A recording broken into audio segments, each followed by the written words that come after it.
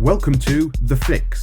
Sit down with copywriting experts Nick O'Connor and Glenn Fisher as they review, discuss, and improve real-world copy sent in by you. This is The Fix.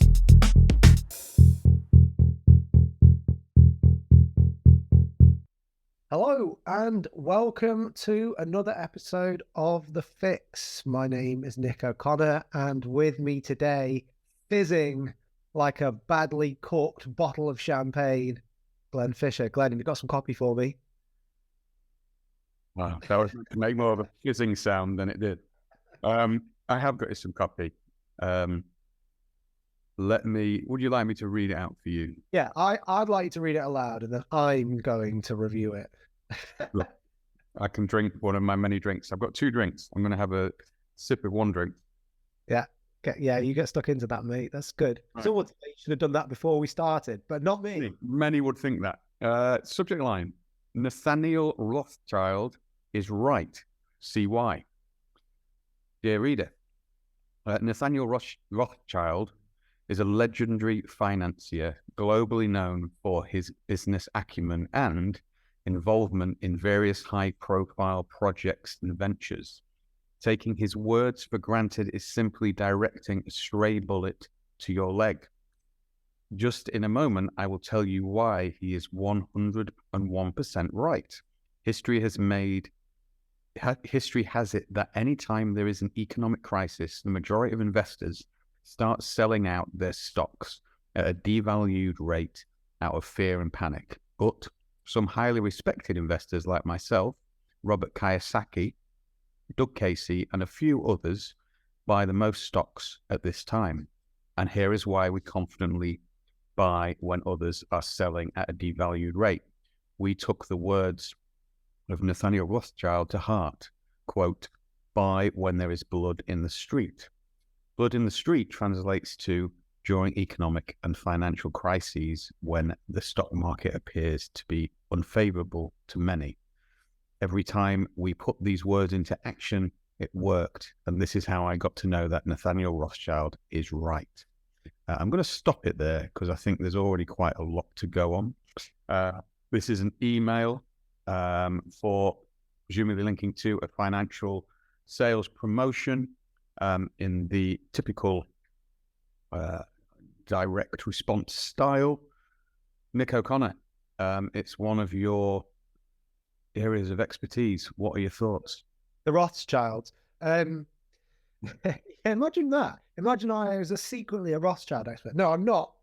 But how do you say Rothschild? Rothschilds, yeah. I don't know. I think you pronounce the Rothschild. There you go. So Rothschild-based copy is a thing in the financial industry. There are certain names, certain families, certain people that lend themselves to good copy. They lend themselves to copy. Some of it's good, some of it's bad.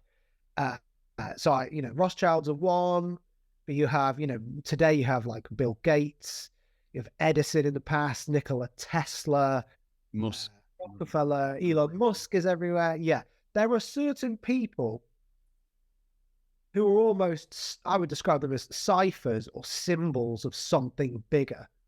So Edison and Tesla are usually, or Henry Ford are sort of symbols of an early industrial, innovative, breakthrough type vibe, okay? So you sort of attach their name to something because they bring a certain emotional baggage, which can work for you. I know, I've written promotions about Nikola Tesla and Elon Musk, both of which worked well. So, there's absolutely nothing wrong with the strategy. Rothschild would be part of that sort of milieu of copywriting styles. It's less to do with technology and more to do with being, a financier, being ahead of the times, ahead of the markets, knowing things other people don't, being powerful and one step ahead. This idea that the richest families became rich because not just, they weren't always rich. They became rich because they knew something other people didn't. They had some insight into the way the world works that made them rich, made them powerful, and that you can show the reader that as a way of explaining your own idea. Now, that is a really good way of approaching copy. Yep. So this is, I'm categorizing that, the copy that we're looking at today within that context. I think it needs a bit of work. So it starts from an interesting place. Okay, there's some baggage. I don't know if I would call it a schema. It's not really a schema, but citing a famous family brings a certain idea of power and wealth.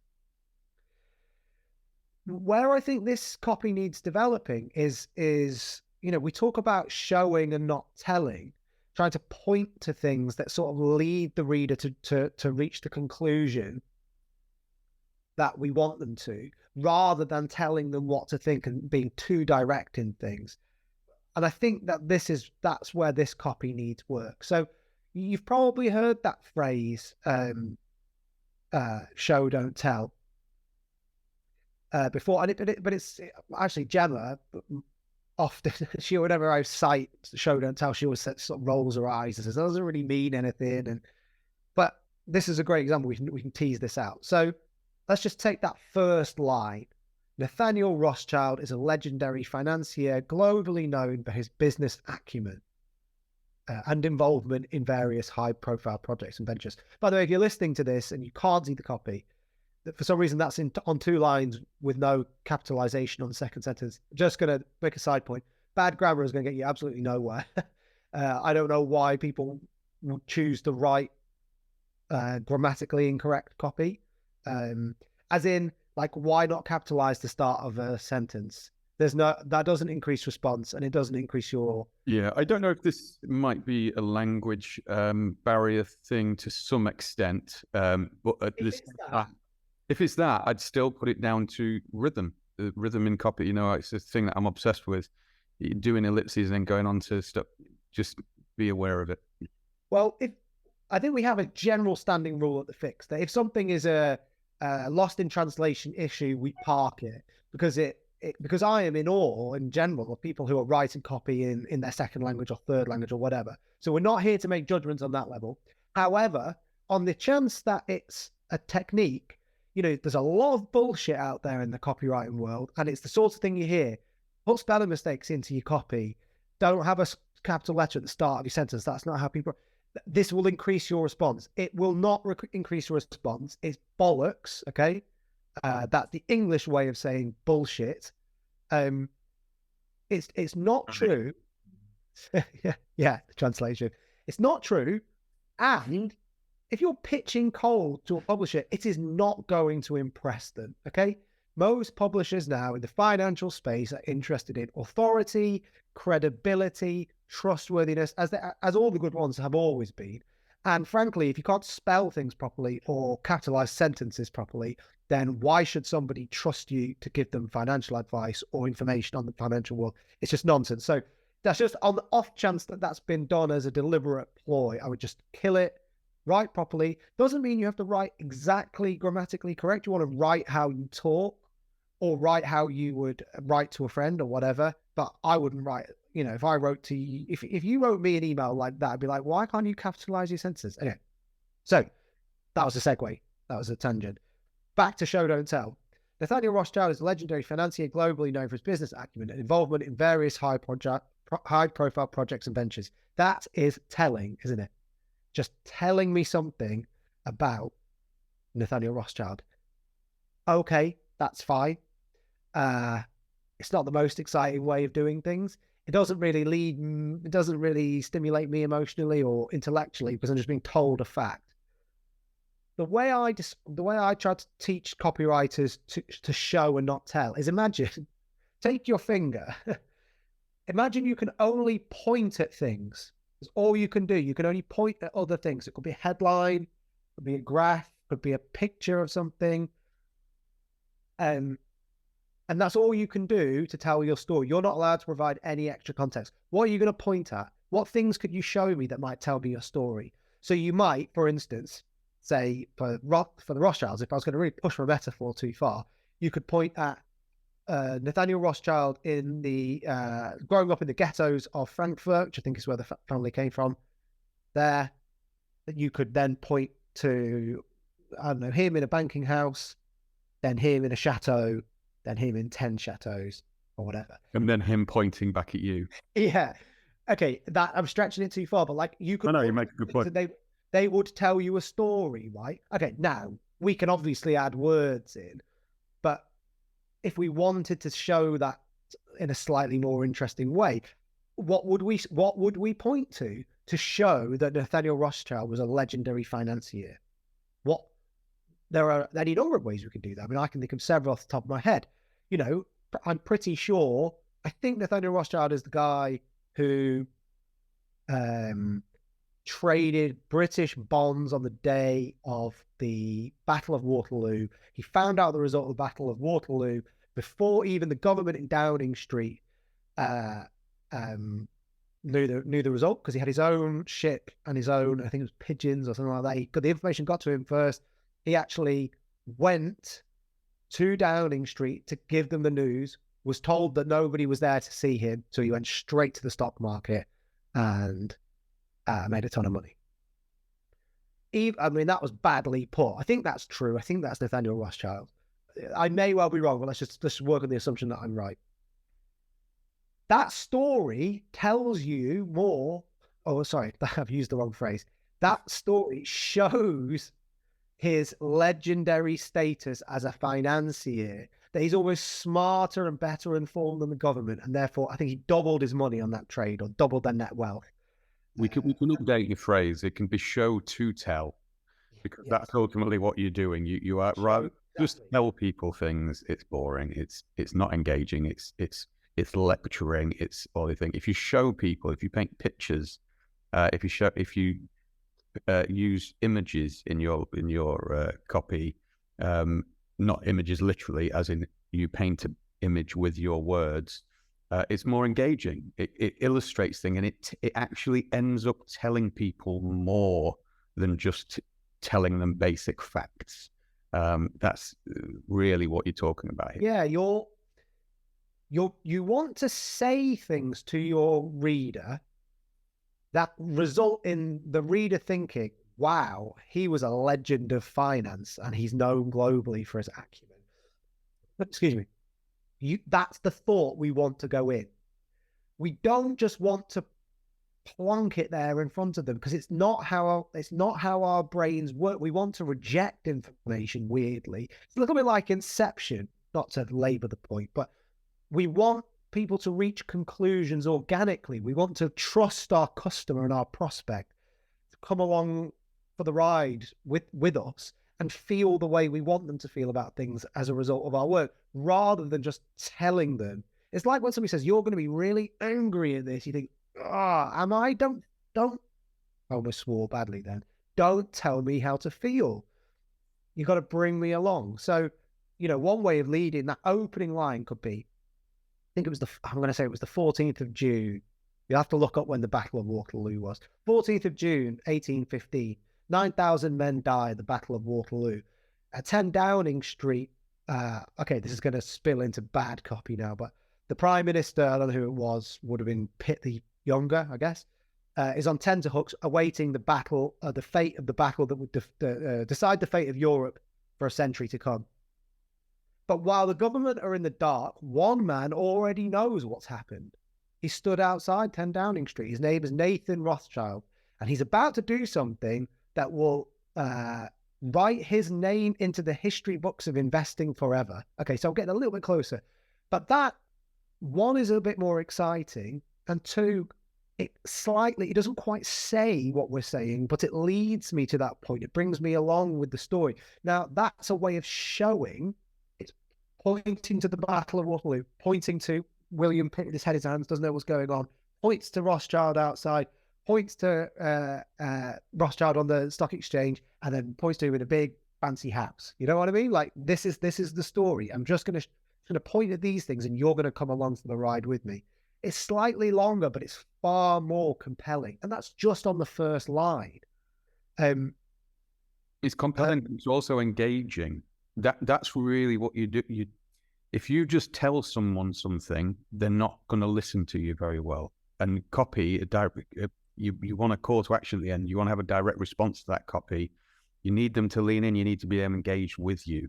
That's how you do that. That's what you're really describing. That's the end game of why you do show not tell, because you need to better engage someone. If I read something that you're just telling me things, I don't feel engaged. No, exactly. Yeah, exactly. And so we want to show, we don't want to tell. We don't want to just go so directly at somebody that they can reject our statement. So for instance, we could tell that story, and then we could say, this is where the phrase "buy when there's blood in the streets" comes from. I don't know if it is, or Rothschild's approach to the market is best summarized by the well-known, borderline cliche phrase, "buy when there's blood in the streets." Okay, so we've reached the same point in the copy, but in a different way, because we've shown it rather than telling them it. Now we might want to take a different line. There's a line about 8 lines down. It says, "Some highly respected investors like myself, Robert Kiyosaki, Doug Casey, and a few others buy the most stocks at this time." Again, you're just telling me that that's the case. One, I don't necessarily believe you. I don't know who myself is. Don't know who the author of this is. Let's assume maybe I might know. I might be on an email list. Okay, you're telling me that's true. How might you show it to me? Well, that's really easy.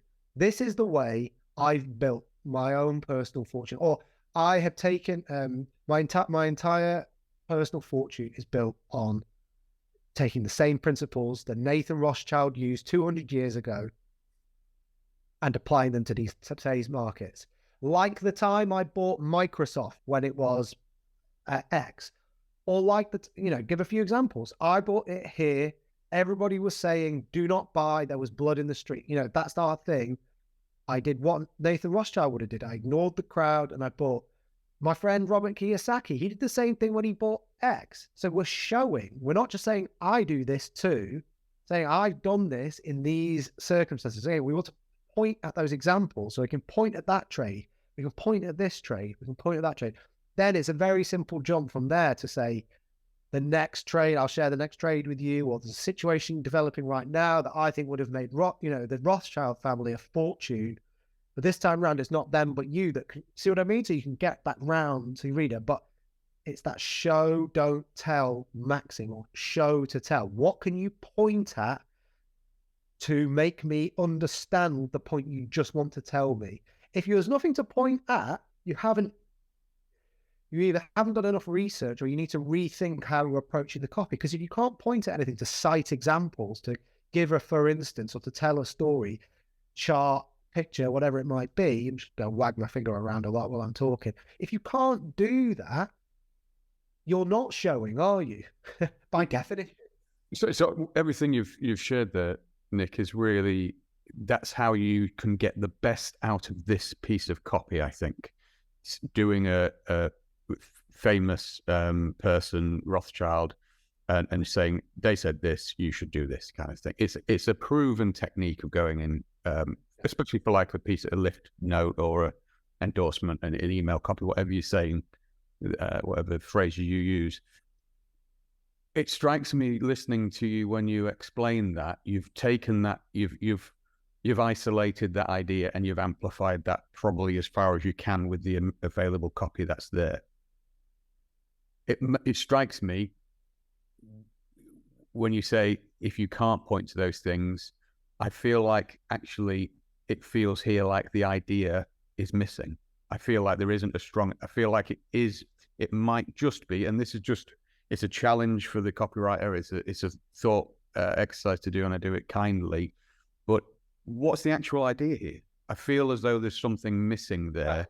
Okay. And would you presumably this is they've chosen to send this copy because this is the copy they're working on.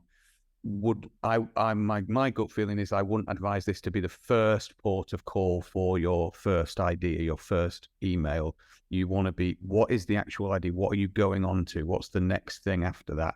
I'd maybe draw something out there. What's your something? Okay, so that's true. So if we pull back one, so I sort of stuck with the Rothschild thing because I think there was some points to be made about showing and not telling. Whether the Rothschild idea is strong enough, I don't know. The reason Okay, there's two ways of answering that. One in the positive and one in the negative. So the negative first. It's been done a lot of times. Okay, it's like all those Edisons, Fords, Teslas. Do we have any in England? Brunel, maybe. I don't know. Stephen Hawking. There's certain characters they Hat ever. That I just want to well, top hat based. Was that Brunel? He had a big top hat. he had a yeah. He was in an okay. So the one that you'll get from Britain in the next Grant. no, it will be Alan Turing, okay? Because AI is now the next big thing. It's everywhere. Alan Turing created the Turing test. So guaranteed he's getting into that mix, right? Alan Turing is going to be right up there with Nikola Tesla. If you're looking at trends in the industry, that's going to happen. Because these people symbolize things, not necessarily because they're any more or less interesting than anyone else. So the negative is they've been done. They've been mined heavily, and the reader is probably aware of that on some level. Now that's the downside. So on a publishing level, I look at it and think, well, I've seen this a lot.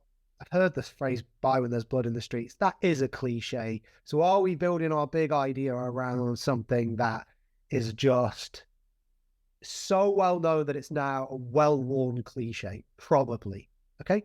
That's the negative. The positive is copy like that works for a reason, and it's because of the symbolic power of the name, Rothschild, Turing, whoever. So I wouldn't discard that. No. But I would say you have to go not just the extra mile, you have to go the extra marathon. You have to go much further, much deeper than all other writers have gone, and found that thing about that person that nobody knew. And that probably hasn't happened here. It's actually a research thing, which is, okay, I'm working with the Rothschilds. What can I say about the Rothschilds that might actually surprise the reader, confound their expectations? What has nobody told me yet? And to do that, you need to do research. You need to dig and find that thing. Now, I would suggest, and this may be School of Hard Knocks a little bit, not enough research being done here, by virtue of the fact that the copy was quite tell. Rothschilds are very powerful. Okay, well, show me. The fact that there's no show suggests that, well, have you researched them? Have you found, look at this house. This is a chateau they built with their profits from this trade. Like that is a show. That's a way in that you can, when you research something very thoroughly, it's easy to show and not tell in general. Not always, but in general. So I'd say push, go further, find that thing nobody's found yet. Try not to build your idea around a cliche. Flip it on its head. Everyone thinks that the Rothschilds made their money by when there's blood in the streets, but that's completely wrong. Can you do the opposite of that? So there are ways of making that work, but you got to go deeper. So I think it's in the right direction on those terms, but to find the real core idea, I'd want to see more research. I'm on a bit of a research, I don't know, bandwagon. I'm thinking a lot about research at the moment because I'm recording this, as you know. Research bent. Yeah, well, I'm just thinking about what is enough. What's the right amount of research to do? How much research should I expect from other writers? How do I do my own research? And if I get feedback on my own copy, and I think really what they're telling me is that you didn't research this enough, that you needed to go deeper. So I'm thinking about that because I'm recording this masterclass for Fix Accelerator members.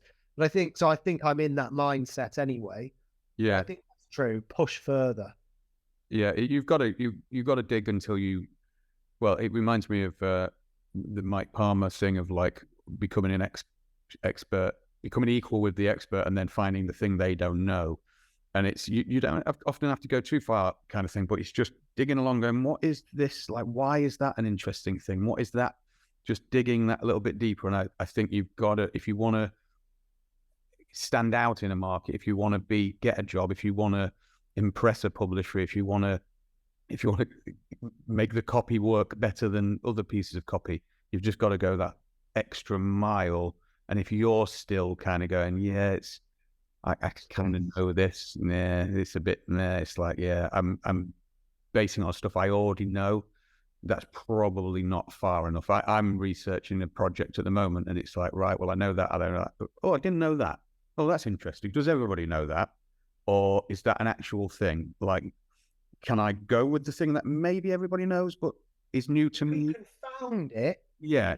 Pace, but you need, and those things that surprise you, they, again, to cite a different masterclass we did, things that are surprising have more informational content. They pack more of a punch because they're surprising. Yeah. So those things, you're right, that thing that makes, oh, that's interesting. Everyone knows X, but very few people understand the significance of this.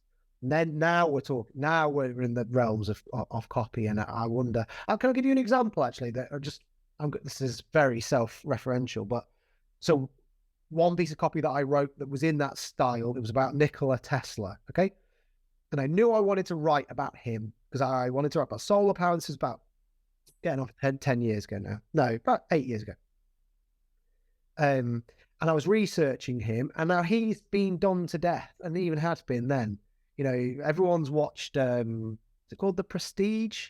The one where David Bowie plays in? They've that version of Nikola Tesla. So I was researching, and I found this interview he gave. So I think it was like a Hungarian language newspaper, and it had been translated into English. And it was a terrible website, Courier font. It was like white font on a grey background. So, it's like you've tried to make this hard. I sort of get a bit of a tingle when I find things like that, because I think, this is the thing nobody's read, because it's really hard to read for starters. And it's like page 5 of Google. So I'm in the realm. And he used a phrase in that interview where he said, if they'd let me do something or other, it would have been as a second sun in the sky. Just one line. But that ended up becoming my headline, and I called the promotion Tesla's Second Sun, because I loved the concept of a second sun. And that is a testament to the power of researching deep enough that nobody else had found that. And that it became a headline. It wasn't just a little factoid that I showed in the lead. It was the whole idea, and it all came from that research. So you've got to go deep enough to find that nugget that nobody else has found, especially no other copywriters. And you also unearthed an entire Tesla lineage, and his the special mother that he had, and that second son was called Jimmy Tesla. JT. Jimmy Tesla. He now works in Scarborough as he's got a little motor garage. Anything, basically, he just buys cars and takes all of the electric out of cars. He just does not want any electric in any car. Cash in hand, though. He will work cash in hand. Oh, he worked cash in hand. It reminds me when I saw a Grimsby Town footballer, like, just at a station, like, he was like the most famous Grimsby Town footballer, and he was just like painting and decorating something. I just thought, no, that's a sad thing to see. That's right. Anyway, Glenn. That's it. For anyone playing the Glenn Fisher drinking game, you now have to. I don't know what the rules are these days. Well, I've got an undrunk cup of tea here, which I'm kind of disappointed by because it's probably too cold. I like my tea very hot. Well, now you've mentioned Grimsby, people can all drink, but I reckon that's probably the moment to wrap things up. But show don't tell, and research. Go deeper than everybody else. I mean, those are, I know we've only been talking for half an hour, but those are 2 principles that you will come back to for the rest of your career. That will never change.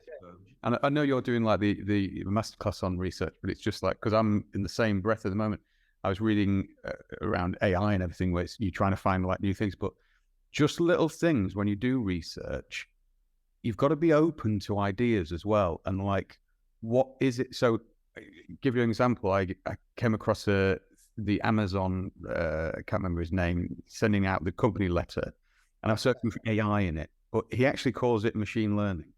So you could actually then go, oh, hang on a minute, that is basically AI. So just by tweaking that, you can go, no one knew what they were saying because they were saying machine learning, but it's actually AI. Like, that's the clue into that. And there's stuff like that where it's like, right, that's completely available, it's massively known, but it's just that little twist to it. They go, oh, right, okay, is there something there? There might not be. Maybe it's something he's let slip. Yeah, and that allows you all these different things. That's not digging too deep. That's just going very base level, but just going, what aren't people looking at that particular information in the right way? Why isn't it more known, kind of thing? Well, why wouldn't he dare? Why wouldn't he call it AI? Exactly. What, is it the truth that they're not speaking? So it's research and then, engagement, intellectual engagement with the research. Thinking about... Wait, I mean, that's what makes being a copywriter such a great job. Yeah, and you don't think. I worry that some people might watch this going, God, I ain't got time to research this. I won't go to. You don't have to go dead far and dead thing. It's just being creative with the little bits that you do, and it's like targeted research. I think it was John Ford used to I can't remember the phrase, but you do your initial research, then you'd write a bit, and then you'd write and then research the bits that you need to spin a little bit and go, all right, I cannot spin as in Alistair Campbell spin, but just empower a bit and blow to a good place. It's that kind of different levels of stuff. So it's I roughly know what I'm going to be writing. I just need some details. So now I'm going out into the market going, right, I need a detail that I can spin it to this to get this different types of doing that. Yeah. It doesn't need to be oh God, I've got to do all this research. This is boring. It's just being a little bit creative with it and being more. I mean, I would be far blunter and, risk upsetting people and say, if you have that attitude of, I don't want to do research or it's boring, you're probably not cut out for copywriting, frankly. Because how many copywriters' pitches do you see? It's I'm full of curiosity. I love reading and all these things. Well, show me then. The really curious people go and find the stuff. So I don't mean that in a mean way, but I think copywriters need to be curious. Curiosity drives you to find the thing nobody else has said. Saying the thing nobody else has said in a clever way is kind of one of the core elements of being a copywriter. So it's all tied in. So I think if you don't like research, you're not going to be a great copywriter. Call me old-fashioned. Bombshell. Holding your hands what I'd really like is someone just to turn up your house one day. Don't think I can research, eh? Just point and go, this is why I'm a good copywriter, Nick O'Connor. And you just go, you'd clap them, you'd give them applause. But anyway. Pointing thing, I used to say that to junior writers. It's a silly thing, but it's true. If you can't point at something as a show, then what are you really showing them? It won't work 100% of the time, but it'll work 95% of the time. Right, we're rambling now. Let's wrap up. I've enjoyed this. Sorry. That's a shame. That's not what we're trying to do. I'm doing the debrief. No enjoyment, yeah. Thank you very much for joining us, and we will see you next week for another episode of The Fix. Thank you very much, and goodbye. Nice. I like that. If you enjoy The Fix and want to get access to even more good stuff, join the Fix Accelerator today. Get access to special masterclasses from Nick and me, watch expert interviews with industry legends, join live copy feedback sessions every week, and get connected to our very own private copy network. Visit thefixaccelerator.com for more information.